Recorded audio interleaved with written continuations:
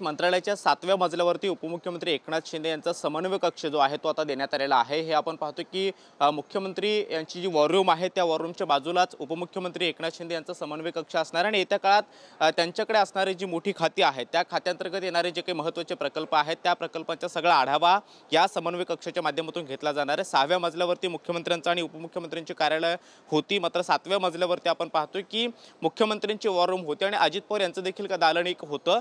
मात्र उपमुख्यमंत्री एकनाथ शिंदे यांचा समन्वय कक्ष या ठिकाणी असावा अशापतची भावना त्यांच्या पक्षातील सगळ्या नेत्यांनी बोलून दाखवलेली होती आणि त्यानंतर आता उपमुख्यमंत्री एकनाथ शिंदे यांचा हा समन्वय कक्ष जो आहे तो आता बनवण्यात आलेला आहे। आजपासून हा समन्वय कक्ष कार्यान्वित होईल आणि त्यानंतर त्यांच्याकडे असणारी जी काही खाती आहेत त्या खात्यांतर्गत येणारे जे काही महत्त्वाचे प्रकल्प आहेत त्या सगळ्या खात्यांचा प्रकल्पांतर्गत जो काही आढावा आहे त्या बैठकीच्या सुद्धा या समन्वय कक्षामध्ये होणार आहेत। बाजूलाच अजित पवार यांचं कार्यालय आहे आणि अगदी उजव्या बाजूला मुख्यमंत्री यांची वॉर रूम सुद्धा आहे, तिथे सुद्धा महत्त्वाच्या बैठका होतात आणि त्यानंतर 7व्या मजल्यावरती आपण पाहतोय की कॅबिनेट बैठका सुद्धा होतात। मात्र आता या ठिकाणी उपमुख्यमंत्री एकनाथ शिंदे यांचा समन्वय कक्ष देखील असणार आहे।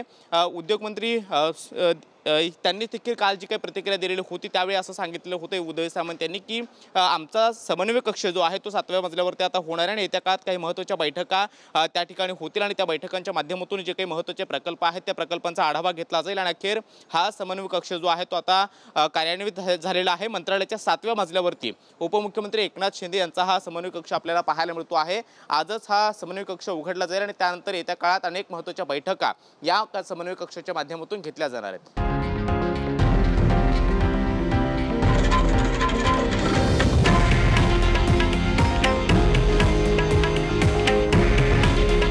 हे आहे देशातील नंबर 1 न्यूज नेटवर्क आणि आपण पाहत आहात TV9 मराठी।